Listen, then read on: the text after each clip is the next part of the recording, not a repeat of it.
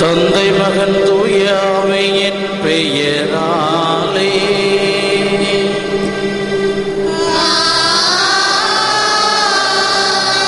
நம் ஆண்டவராகிய இயேசு கிறிஸ்துவின் அருளும் கடவுளின் அன்பும் தூய ஆவியின் தோழமையும் உங்கள் அனைவரோடும் இருப்பதாக.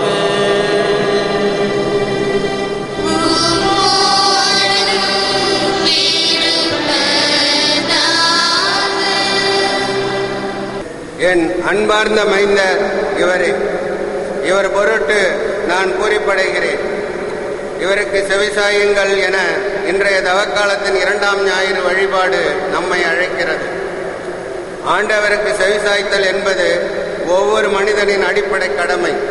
ஆண்டவரின் குரலுக்கு செவிசாய்த்ததால் இயேசுவை குறித்து தந்தையாம் கடவுள் பூரிப்படைந்தார். விசுவாசத்தின் தந்தையாம் ஆபிரகாம் இறைவன் விருப்பப்படி வாழ்ந்ததால் ஆசீர்வதிக்கப்பட்ட இனமாக மாறினார். இந்த தவக்காலம் நம்மை இறைவனுக்கு செவிசாய்க்க அழைக்கிறது. இயேசுவின் உருமாற்றத்தைக் கண்டு மகிழும் பேறு பெற்ற பேதுரு, யாக்கோப்பு, யோவானைப் போல் நாமும் தூயவர்களாக வாழ்ந்து இறை மாட்சியில் பங்கு பெற இறைப்பலியாம் திருப்பலியில் இணைந்து ஜெபிப்போம். அன்புமிக்க சகோதர சகோதரிகளே, நம் திருமுழுக்கு நினைவாக நம்பி தெளிக்கப்படும் தண்ணீரை ஆசீர்வதித்தருளுமாறு நம் இறைவனாகிய ஆண்டவரை கெஞ்சி மன்றாடுவோமாக. அவரே நமக்கு உதவி அளித்து நாம் பெற்றுக்கொண்ட தூய ஆவியிடம் என்று உண்மையுடன் இருக்க நமக்கு அருள்வாராக. என்றும் வாழும் இல்லாமல்ல இறைவா, உயிரின் ஊற்றும் தூய்மைக்கு தொடக்கமான தண்ணீரின் வழியாக மக்கள் புனிதமடைந்து முடிவற்ற வாழ்வின் கொடையை பெற வேண்டும் என்று திருவுளமானீர். முத புனித நாளாகிய இன்று நாங்கள் இத்தண்ணீரினால் இந்த அருட்காவலை பெற விரும்புகிறோம். எனவே ஆண்டவரே மெய் மன்றாடுகின்றோம், இத்தண்ணீரை ஆசீர்வதித்தருளும். உயிரளிக்கும் அருளின் ஊற்றினையும் புதுப்பித்து இத்தண்ணீரினால் எங்கள் உடலையும் உள்ளத்தையும் தீங்கணைத்தில் இருந்தும் காத்தருள்வீராக. இவ்வாறு நாங்கள் தூய உள்ளத்துடன் அணுகி வரவும் முதுமைப்பை பெற்றுக்கொள்ளவும் தகுதி பெற வேண்டும் என்று எங்கள் ஆண்டவராகிய கிறிஸ்து வழியாக மன்றாடுகின்றோம். எல்லாம் உள்ள இறைவா, தண்ணீர் பலம் பெற அது உட்பிட வேண்டும் என்று இறைமாக்கினர் எலிசை வழியாக கற்பித்தீர். இந்த உப்பை பரிவன்புடன் ஆசீர்வதித்தருளுமை தாழ்மையாய் வேண்டுகிறோம். ஆண்டவரே, உப்பு கலந்த இத்தண்ணீர் தெளிக்கப்படும் இடமெல்லாம் தீயோரின் தாக்குதல் அனைத்தும் தோல்வியுற செய்வீராக. மேலும் உடைய தூய ஆவி எழுந்தருளி எங்களை இடையராது காத்தருள வேண்டும் என்றும் எங்கள் ஆண்டவராகிய கிறிஸ்து வழியாக மன்றாடுகின்றோம். இயேசுவில் அன்புமிக்க சகோதர சகோதரிகளே, அங்குமிங்குமாக இருக்கின்றவர்கள் சாலையினுடைய மத்தியில் வந்தீர்கள் என்றால் தீர்த்தம் தெளிப்பதற்கு வசதியாக இருக்கும். எனவே சாலையினுடைய மையப்பகுதியில் இருபுறங்களிலும் கொடுமாறு உங்களை கேட்டுக்கொள்கிறோம்.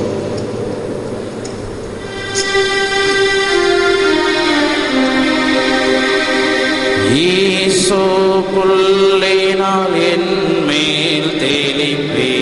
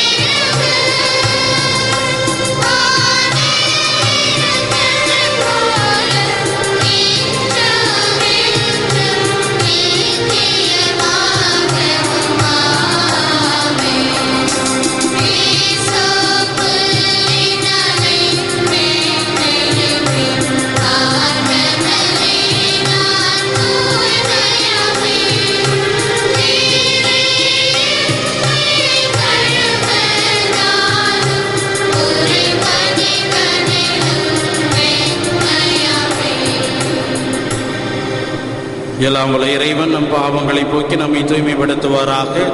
இந்த நற்கருணை பலியின் வழியாக நாம் அவரது அரசின் திருவிருந்தில் பங்கு கொள்ளும் தகுதியடைய செய்தருள்வாராக.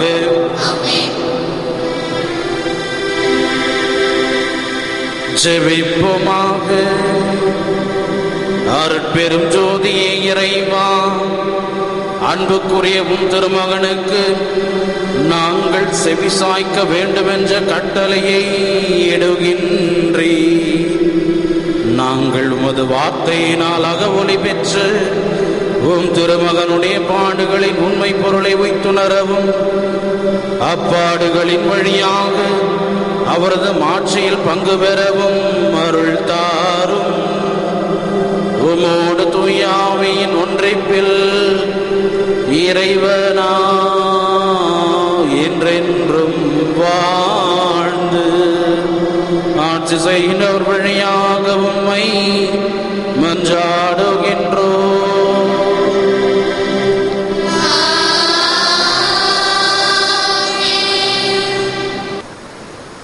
ஆண்டவரால் ஆசீர்வதிக்கப்பட்ட இனமாக ஆபிரகாம் உயர்த்தப்பட்டார். அவர் வழியாக மண்ணுலக மக்கள் இனங்கள் அனைத்தும் ஆசி பெற்றது என்பதை விளக்கும் முதல் வாசகத்தை கேட்டு நாமும் விசுவாசத்தில் வளர அருள் வேண்டி இவ்வாசகத்தை கேட்போம். முதல் வாசகம். இறை மக்களுக்கு தந்தையாகிய ஆபிரகாம் அழைக்கப்படுதல். தொடக்கத்திலிருந்து வாசகம். அதிகாரம் 12, இறை வசனங்கள் 1 முதல் 4 வரை.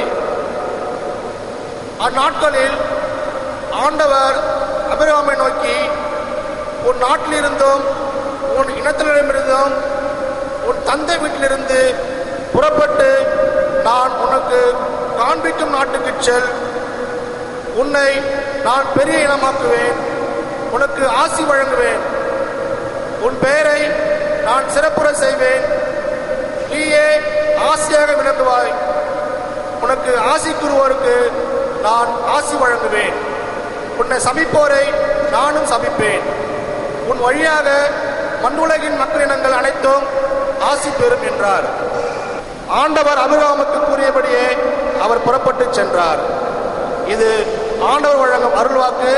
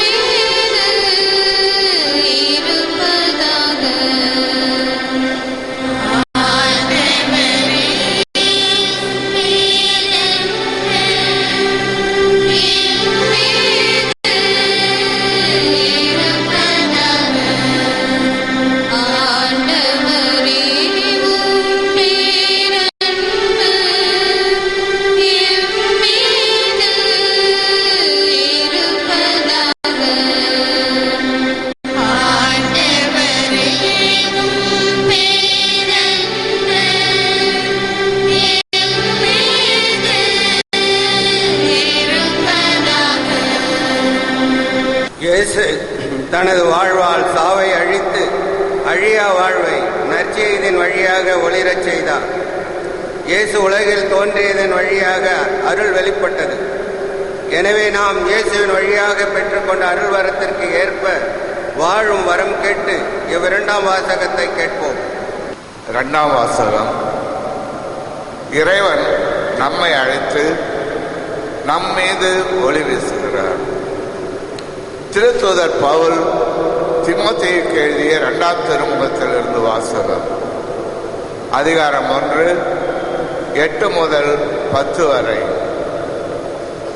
அன்பிற்குரியவரே, கடவுளின் வல்லமைக்கேற்ப நற்செய்தியின் பொருட்டு துன்பத்தில் என்னுடன் பங்கு கொள். அவர் தம் செயல்களை முன்னிட்டல்ல, காலங்களுக்கு முந்தைய தமது தீர்மானத்தின்படி கிறிஸ்து இயேசு வழியாக நமக்கு அளிக்கப்பட்ட அருளின்படி நம்மை மீட்டுள்ளார். நமக்கு தூய அழைப்பு விடுத்துள்ளார். நம் மீட்பராகிய இயேசு உலகில் தோன்றியதன் மூலம் இப்பொழுது அருள் வெளிப்பட்டுள்ளது. அவர் சாவை அழித்து அழியா வாழ்வை நற்செய்தியின் வழியாக ஒளிர செய்தார். ஆண்டவர் வழங்கும் அருள்வாக்கு.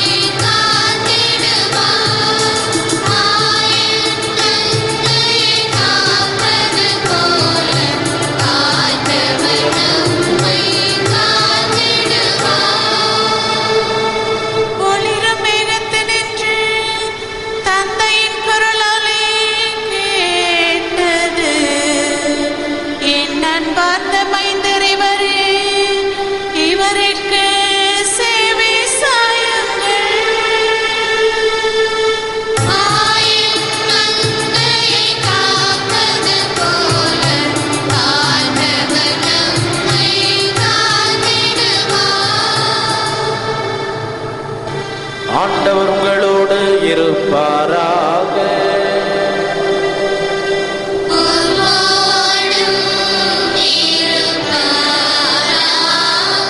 உயமத்தை எழுதிய நற்செய்தியிலிருந்து வாசகம்.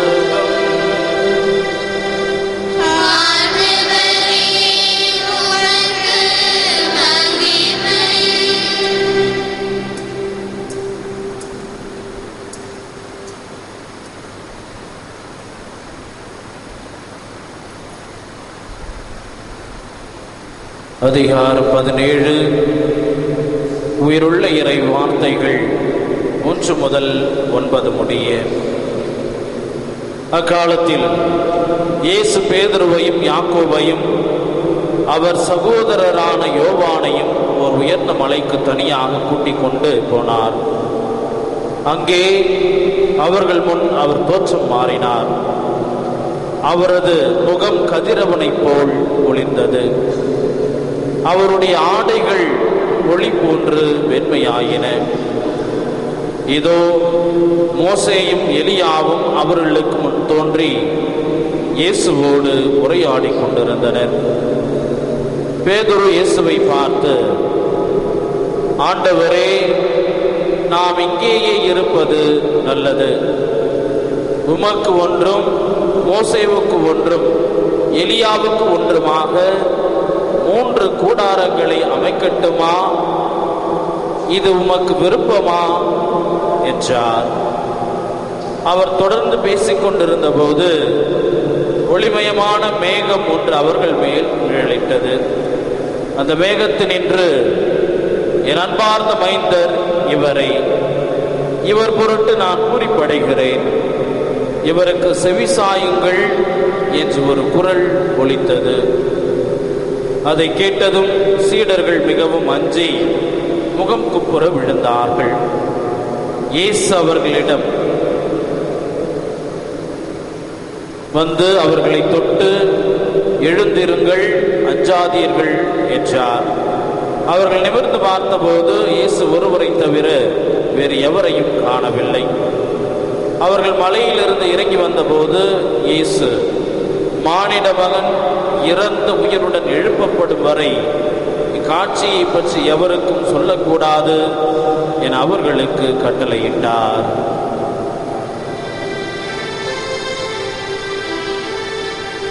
இது வாழ்வு தரும் கிறிஸ்துவின் நற்செய்தி.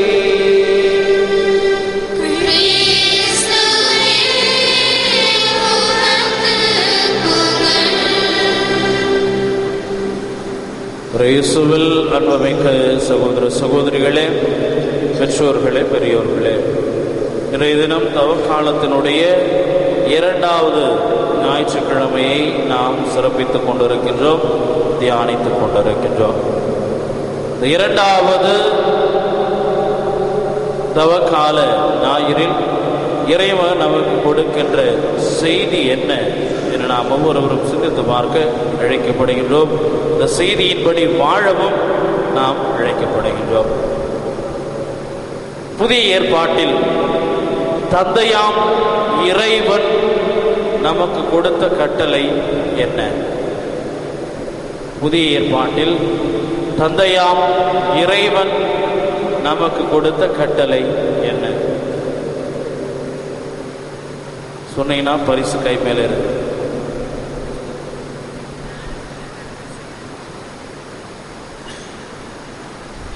புதிய ஏற்பாட்டில் தந்தையாம் இறைவன் கொடுத்த கட்டளை என்ன என்று கூறினீர்கள் என்றால் 100 ரூபாய் பரிசு. யாருக்கு இந்த பரிசு? சொல்லுங்க. தந்தையாம் இறைவன் கொடுத்த கட்டளை புதிய ஏற்பாட்டில்.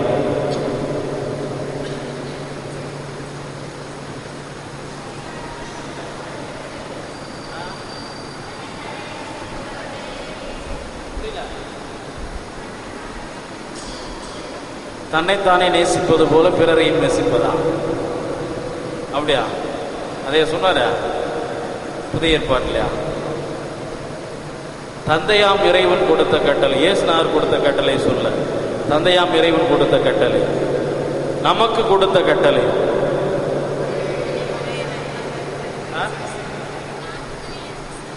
யாரோ சொல்றாங்க, சொல்லுங்க ஐயா.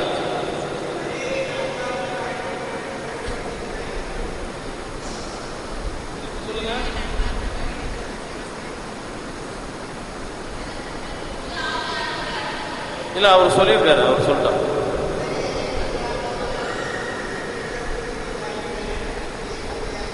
வாங்க முன்னாடி வாங்க, முன்னால் வாங்க, எல்லாம் கை தட்டுங்க.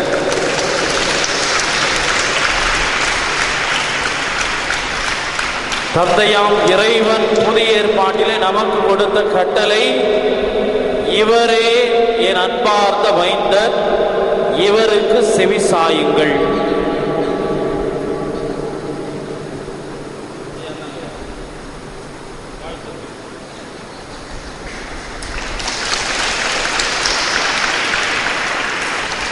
இயேசுவில் அன்புமிக்க சகோதர சகோதரிகளே, பெற்றோர்களே, பெரியோர்களே, இந்த செவி சாயுங்கள் என்பதுதான் இந்த திருவழிபாட்டினுடைய ஒரு மையமாக இருக்கின்றது. கேளுங்க கேளுங்க, கேட்டுக்கிட்டே இருங்க. இந்த செவி சாய்த்தல் என்பது ஒவ்வொரு மதத்திலும் மிக முக்கியமான ஒன்றாக இருந்து கொண்டிருக்கின்றது. இந்த மதத்தில் பார்க்கின்ற பொழுது இந்த செவி சாய்ப்பது என்பதற்கு சிவாரணம் என்று கூறுவார்கள். அதாவது குருவுக்கு செவி மடுப்பது, இறைவனுக்கு செவி மடுப்பது. இஸ்லாம் மதத்தில் பார்க்கின்ற பொழுது அந்த செவி சாய்ப்பது, இறைவனுடைய வார்த்தைகளுக்கு செவி மடுப்பது என்பதற்கு பல்வேறு அறிகுறிகளை, அடையாளங்களை அவர்கள் வைத்திருக்கிறார்கள். தொழுகை செய்கின்ற பொழுது அவர்கள் கை முகத்தை எல்லாம் கழுவுகின்ற பொழுது தங்களுடைய காதுகளை மசகு செய்வார்கள். அப்படி என்றால் அந்த காது தூய்மையானதாக, ஆண்டவருடைய வார்த்தையை கேட்கக்கூடியதாக இருக்க வேண்டும். நம்முடைய கிறிஸ்துவ மதத்தில் நாம் என்ன செய்கின்றோம்?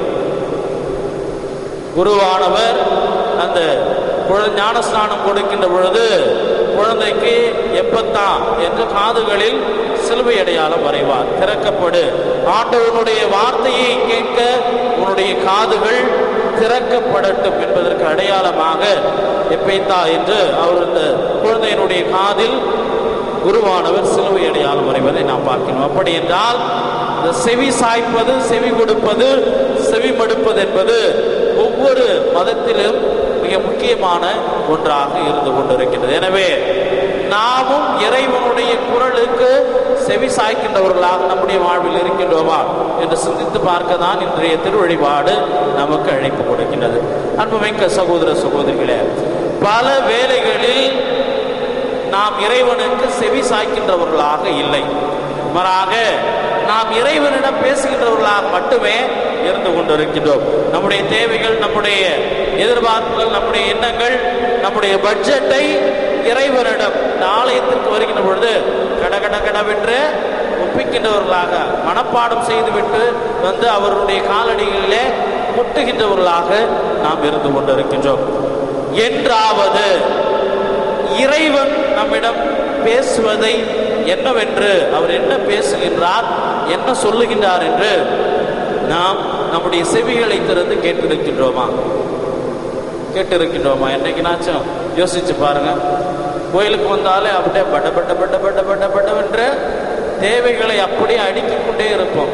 எவ்வாறு நம்முடைய மாநிலத்திலும் மத்தியிலும் இந்த பட்ஜெட் தாக்கல் செய்யப்படுகின்ற பொழுது பல்வேறு எதிர்ப்புகள் கூச்சலுக்கு மத்தியிலும் அந்த பட்ஜெட்டை தாக்கல் செய்கின்றவர் கடகடவென்று படித்து தள்ளுவார். அதுபோன்று நாமும் இறைவனிடத்திலே நம்முடைய தேவைகளை ஒப்புவிக்கின்றவர்களாக இருக்கின்றோம். இறைவன் பேசுவதை நாம் கேட்பதே இல்லை. எனவே இறைவனுடைய குரலுக்கு செவி சாய்க்கின்றவர்களாக இருக்க நாம் அழைக்கப்படுகின்றோம்.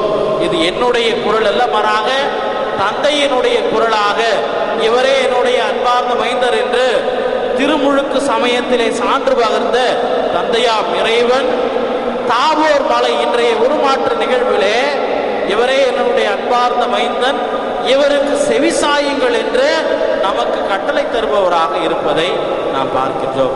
இயேசுவில் அன்புமிக்க சகோதர சகோதரிகளே, எவ்வாறு ஏலியினுடைய சீடரான சாமுவேல் தந்தையாம் இறைவன் அவரை அழைத்த பொழுது அவருக்கு செவி சாய்த்து அடியேன் இதோ இருக்கின்றேன் என்று முழுமையாக தன்னை அர்ப்பணித்தாரோ, அதே போன்று நாமும் இறைவனிடத்திலே நம்மை அர்ப்பணிக்க நாம் அழைக்கப்படுகின்றோம். அது எப்பொழுது சாத்தியம் என்றால், தந்தையாம் இறைவன் பேசுகின்ற பொழுது, அவருடைய குரலுக்கு நாம் செவிமடுக்கின்ற பொழுதுதான் இது சாத்தியமாக இருக்கின்றது.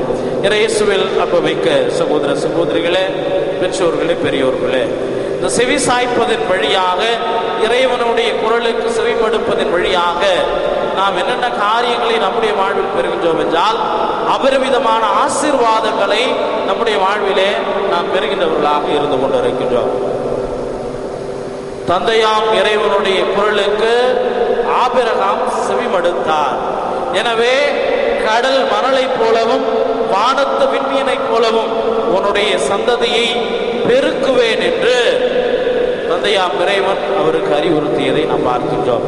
எனவே அது 600 ஆண்டுகளுக்கு பிறகு அது சாத்தியமான ஒன்றாக இருந்தது. ஏனென்றால் ஆபிரகாம் உயிரோடு இருக்கின்ற வரை தந்தையாம் இறைவன் வாக்களித்த நாட்டை அவர் காணவில்லை, பெற்றுக்கொள்ளவில்லை. மாறாக 600 ஆண்டுகள் கழித்து அவருடைய சந்ததிகள் பெற்றவர்களாக இருக்கின்றார். வானத்து விண்மீனை போலவும் கடல் மணலை போலவும் அந்த சந்ததியை தந்தையாம் இறைவன் பெருக்கியவராக இருந்திருக்கின்றார். இயேசுவில் அன்புமிக்க சகோதர சகோதரிகளே, இறைவனுடைய குரலுக்கு நாம் செவிமடுக்கின்ற பொழுது நம்முடைய வாழ்விலே ஆசீர்வாதம் நிரம்ப கிடைக்கும். மாறாக அவருடைய குரலுக்கு நாம் செவிமடுக்கவில்லை என்றால் இறைவனுடைய முன்னிலையில் இருந்து தூக்கி எறியப்படுகின்றவர்களாக நாம் இருப்போம். அதைத்தான் ஆதி பெற்றோர்களுடைய வாழ்விலே நாம் பார்க்கின்றோம். தந்தையாம் இறைவன் பேசினார், அவருடைய குரலுக்கு செவிமடுத்தார்கள். ஆனால் அந்த குரல் கொடுத்த அந்த கட்டளை முழுமையாக கடைபிடிக்காததன் வழியாக அவர்கள் இருந்த அந்த வனத்தில் இருந்து அவர்கள் தூக்கி வெளியே எரியப்பட்டதன் காரணமாக சாவு இந்த மனித குலத்தை கவ்வியது என்று நாம் புனித பவுலடிகளாருடைய வார்த்தையிலே வாசிக்கின்றோம். எனவே இயேசுவில் அன்புமிக்க சகோதர சகோதரிகளே, இறைவனுடைய சன்னதிக்கு வருகின்ற பொழுது நாம் மட்டுமே அவரிடம் பேசாமல் இறைவனுடைய குரலுக்கு செவிமடுக்கின்றவர்களாக இருக்க நாம் அழைக்கப்படுகின்றோம். 2 பேர் நண்பர்கள் நீங்க இருக்கிறீங்கன்னு வச்சுக்கலாம். உங்களுடைய நண்பர் உங்கள்கிட்ட சதா பேசிக்கிட்டே இருந்தாருன்னா எப்படி இருக்கும்? உங்களுக்கு எப்படி இருக்கும்? ஏக்கா சொல்லுங்க. உங்களுடைய நண்பர் உங்களிடம் சதா பேசுறார், நீங்க என்னதான் சொல்றீங்கன்றதே அவர் கேட்கல அப்படின்னா எப்படி இருக்கும்? எப்படி இருக்கும்? அப்படி ஒரு மாதிரி என்னடா அப்படின்ற ஒரு மாதிரி ஒரு இரிட்டேஷனா இருக்காது? அந்த ஒரு சூழல் இறைவனுக்கு கூட வந்துவிடும். ஏன்னா அவர் சொல்லுவதை, அவர் நம்மிடம் பேசுவதை நாம் ஒரு பொழுதுமே நம்முடைய செவிகளை திறந்து கேட்பது இல்லை. எனவே தயவு செய்து ஆலயத்திற்கு வருகின்ற பொழுது தந்தையினுடைய திட்டம் என்ன, இறைவன் நம்மிடம் என்ன பேசுகின்றார் என்பதனை நம்முடைய செவிகளை திறந்து கேட்க முற்படுவோம். அவ்வாறு நாம் செவிகளை திறந்து இறைவனுடைய குரலுக்கு செவிமடுத்தோம் என்றால் இறைவனுடைய ஆசை பெற்ற மக்களாக இருப்போம். ஆமென்.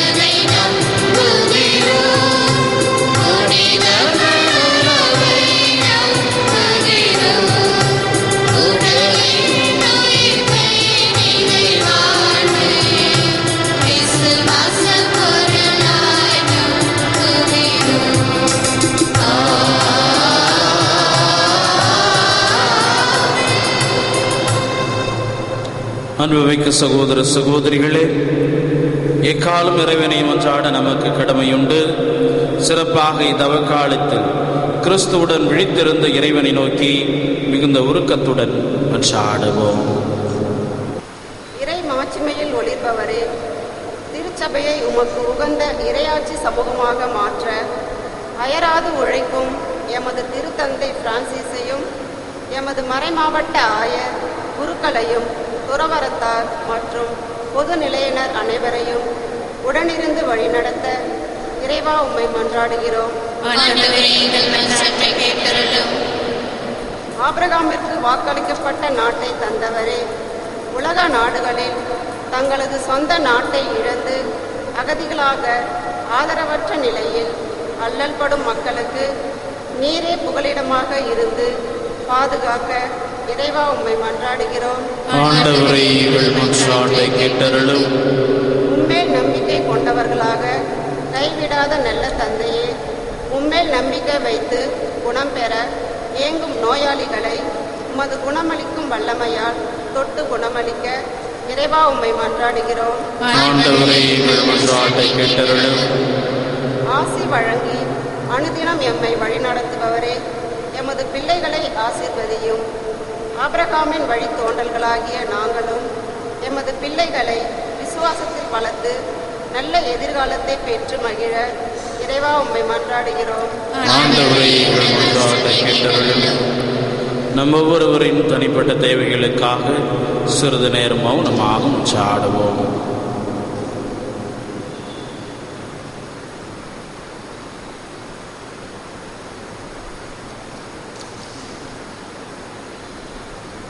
எங்களை படைத்தவரும் பராமரிப்பவரும் பாதுகாப்பவருமான எங்கள் இறைவா, உம்முடைய பிள்ளைகளாகிய நாங்கள் இந்த திருப்பிடத்திலே சமர்ப்பித்திருக்கின்ற எல்லா விண்ணப்பங்களையும் வேண்டுதல்களையும் ஜெபங்களையும் மீதாமை கனிவோடு நோக்கி எங்கள் ஒவ்வொருவரின் நல்வாழ்விற்கும் தேவையான எல்லா அருள் ஆசீர்வாதங்களை நிறைவாக பொழிந்து வழிநடத்துமாறு எங்கள் ஆண்டவராகிய கிறிஸ்து வழியாகும் எங்கள் தாய் முத்தாயுமான வேண்டிய வரங்களை தரும் வில்லியனூர் தன்னை வழியாமை பார்த்து கெஞ்சி கேட்கின்றோம். எங்கள் நல்ல பிதாவே,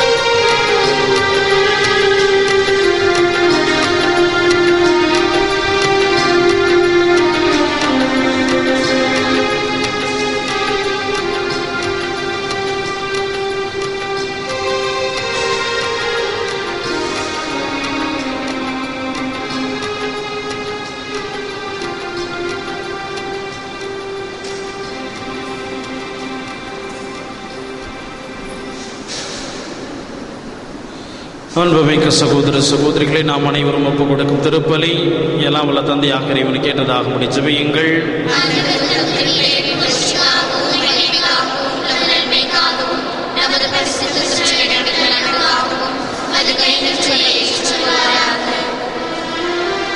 இரக்கமுள்ள இறைவா, இக்காணிக்கையோடும் திருமுன் நிற்கும் எங்களை மன்னித்து ஏற்றருளும். இதனால் வரவிருக்கும் திருமகனது பாஸ்கா விழாவை கொண்டாட நாங்கள் உள்ளும் புறமும் தூய்மையடைந்து தகுதி பெறுவோமாக. எங்கள் ஆண்டவராகிய கிறிஸ்து வழியாக உம்மை மன்றாடுகின்றோம்.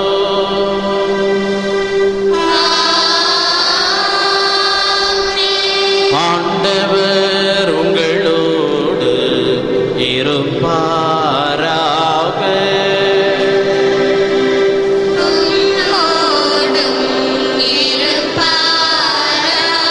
இதயங்களை ஆண்டவரிடம் எழுப்புங்கள்.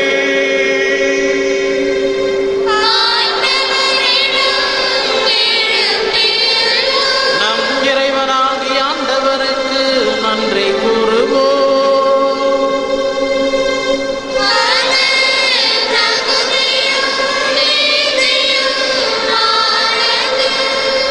ஆண்டவரை தூயவரான தந்தையே என்று வாழும் எல்லாம் வல்ல இறைவா, எங்கள் ஆண்டவராகிய கிறிஸ்து வழியாக என்னாலும் எவ்விடத்திலும் நாங்கள் உமக்கு நன்றி செலுத்துவது மெய்யாகவே தகுதியும் நீதியுமாகும், எங்கள் கடமையும் மீட்புக்குரிய செயலுமாகும். கிறிஸ்து சீடருக்கு தம் மரணத்தை முன்னறிவித்து புனித மலையில் தமது மாட்சிமையை வெளிப்படுத்தினார். சட்டமும் இறைவாக்கினரும் சான்று பகர்ந்தவாறு பாடுகளின் வழியாகவே தாம் உயிர்ப்பின் மகிமையை அடைய வேண்டும் என்பதனை விளங்கச் செய்தார். ஆகவே வானக அணிகளுடன் இவ்வுலகில் நாங்களும் இடையராது உம்மை புகழ்ந்து மது மகத்துவத்தை போற்றி ஆர்ப்பரித்து பாடுவதாவது: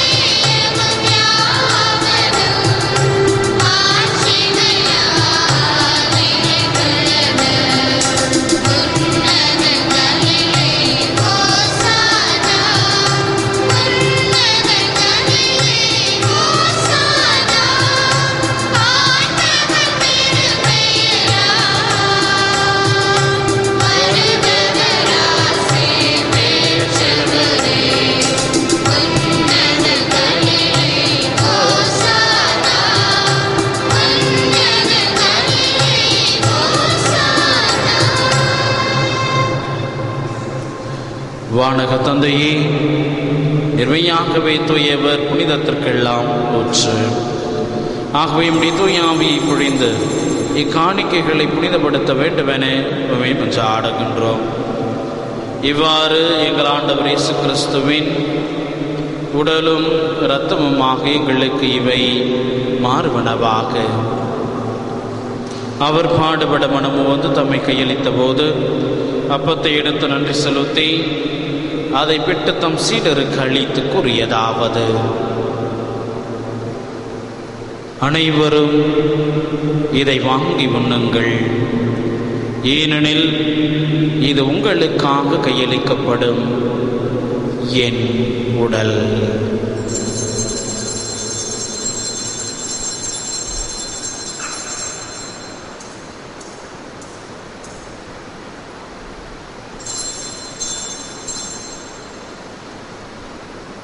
அவனமே உணவருந்திய பின் கிண்ணத்தை எடுத்து நன்றி செலுத்தி தம் சீடருக்கு அளித்து அவர் கூறியதாவது: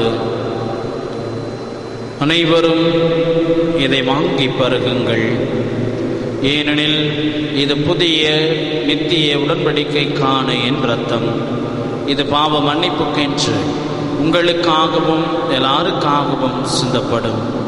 இதை என் நினைவாக செய்யுங்கள்.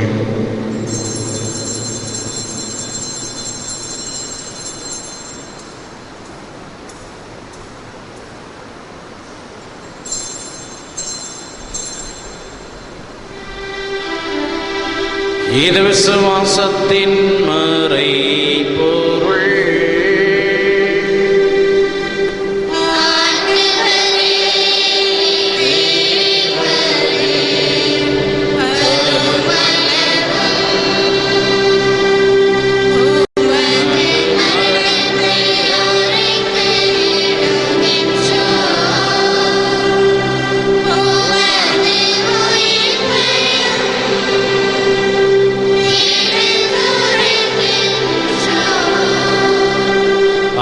இறைவா, நாங்கள் கிறிஸ்துவின் இறப்பையும் உயிர்ப்பையும் நினைவு கூர்ந்து வாழ்வு தரும் அப்பத்தை மீட்பளிக்கும் கிண்ணத்தை உமக்கு ஒப்புக் கொடுக்கின்றோம். உம் திருமுன் நின்று ஊழியம் புரிய தகுந்தவர்களை நீங்கள் ஏற்றுக்கொண்டீர். எனவே உமக்கு நன்றி செலுத்துகின்றோம். மேலும் கிறிஸ்துவின் உடலிலும் இரத்தத்திலும் பங்கு கொள்ளும் எங்களை தூய் ஆவி ஒன்று சேர்க்க வேண்டுமென உம்மை தாழ்மையுடன் மன்றாடுகின்றோம். இறைவா, உலகெங்கும் பரவி இருக்கும் அது திருச்சபையை, சிறப்பாக எங்கள் திருத்தந்தை பிரான்சிஸ், எங்கள் பேராயர் ஆனந்தராயர், இனி ஆயர்கள், திருப்பணியாளர்கள், துறவியர், பொதுநிலையினர், உமக்கு சொந்தமான மக்கள் ஆகிய அனைவரையும் நினைவு கொண்டருளும். எங்கள் அனைவரையும் அன்பின் நிறைவை அடையச் செய்தருளும். தந்தையே, இந்த பலியை தங்களுடைய இல்லங்களில் இருந்து இணையதளத்தின் வழியாம் தொலைக்காட்சி வழியாம் கண்டு ஜெபித்துக் கொண்டிருக்கின்ற உம்முடைய பிள்ளைகள் ஒவ்வொருவரையும் நிறைவாக ஆசீர்வதிக்க மன்றாடுகின்றோம். இந்த பலியின் வழியாக உம்முடைய பிள்ளைகளுக்கு தேவையான எல்லா அருள் ஆசீர்வாதங்களை நிறைவாக பொழிந்து அவர்களை கண்ணின் மணி போல பாதுகாத்து வழிநடத்துமாறு மன்றாடுகின்றோம்.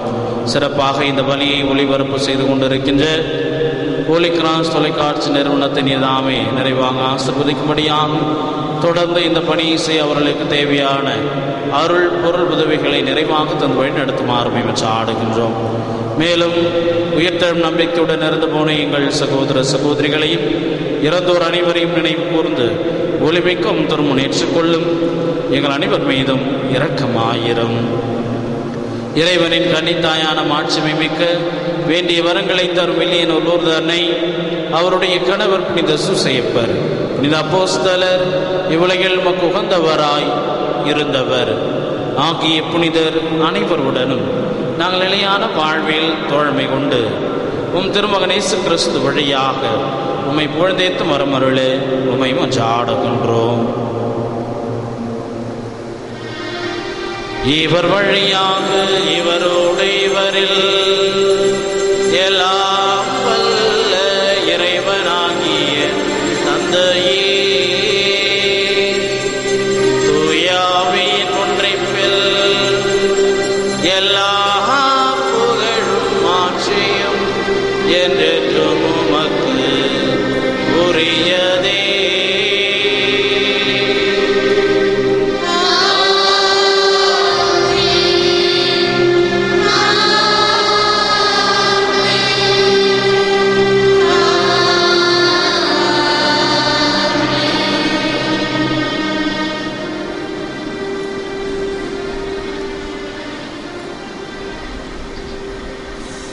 மீட்பரின் கட்டளையால் கற்பிக்கப்பட்டு இறை படிப்பினையால் பயிற்சி பெற்ற நாம் துணிந்து பாடுவோம்.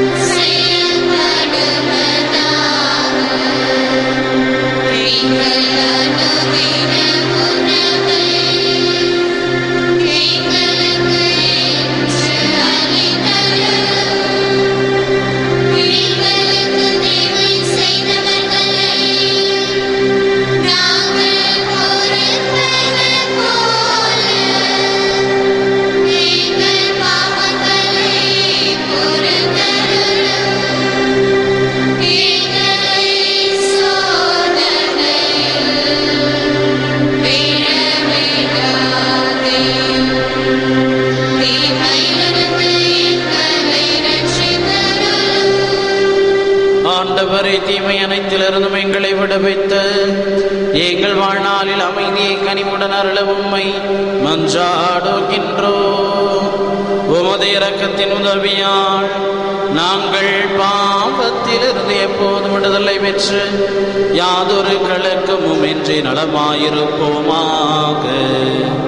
நாங்கள் நம்பியிருக்கும் பேரின்ப வாழ்வையும் மீட்பராகிய இயேசு கிறிஸ்துவின் வருகையையும் மகிழ்ச்சியுடன் எதிர்பார்த்திருக்கின்றோம்.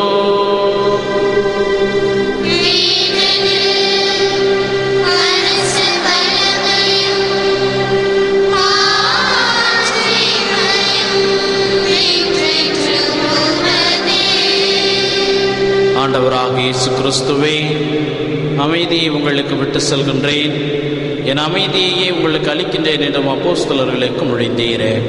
எங்கள் பாவங்களை பாராமல் திருச்சபையின் விசுவாசத்தை கண்ணோக்கி எங்களுக்கு அமைதியை முற்றுமையும் அளித்துள்ள திருவுளம் கொள்வீராக. என்றென்றும் வாழ்ந்து ஆட்சி செய்கின்றவர் நீரே. ஆண்டவருடைய சமாதானம் உங்களோடு என்றும் இருப்பதாக. ஒருவருக்கொருவர் உறவின் வாழ்த்தை அறிவித்து மகிழ்வோம்.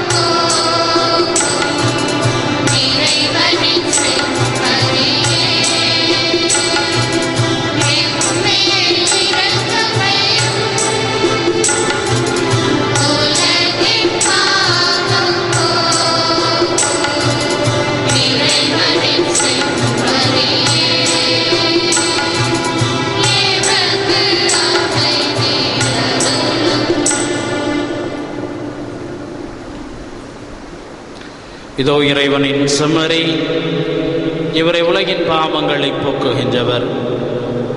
இந்த செம்மறியின் விருந்துக்கு அழைக்க பெற்றுள்ள நீங்களும் நானும் பேறு பெற்றோர்.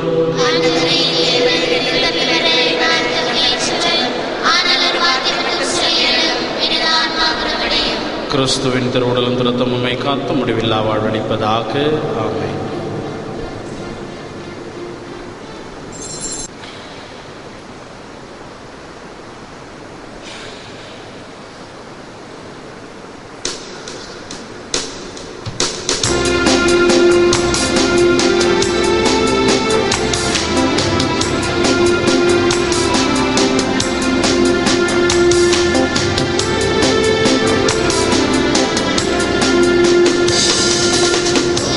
Thank you.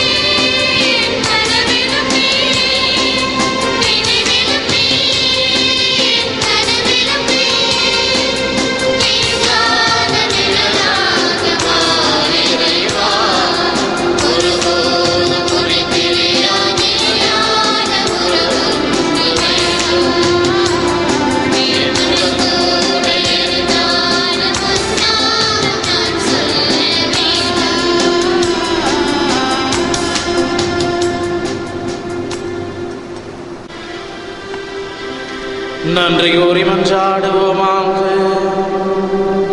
அன்பு நிறை தந்தையே இறைவா, மகிமை மிக்க இத்திரு நிகழ்ச்சியில் எங்களுக்கு பங்களித்தமைக்காக உமக்கு நன்றி நல்கின்றோம்.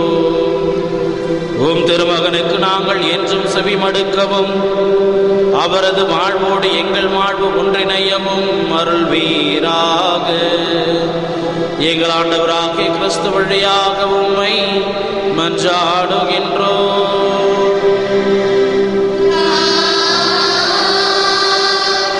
ஆண்டவர் உங்களோடு இருப்பாராக.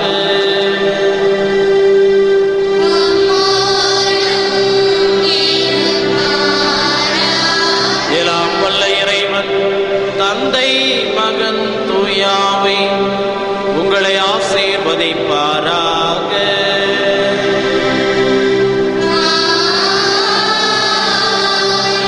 சென்று வாழுங்கள், திருப்பலி நிறைவேறிற்று.